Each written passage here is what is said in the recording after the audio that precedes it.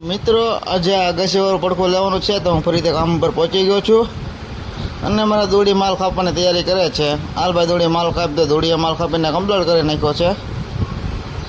જો એ પાલ પલરે છે. આવશે મારા બીજલભાઈ. લે આ તો ઉદયભાઈ સોડા લઈને આવી ગયા છે અમારે. તો હવે સોડા પી લેવું. લે આ તો શેઠ આવી જાય. શેઠ ક્યાં હંતાવા મીડા? એ શેઠ, હા શેઠ કંઈક શું કરે છે એ?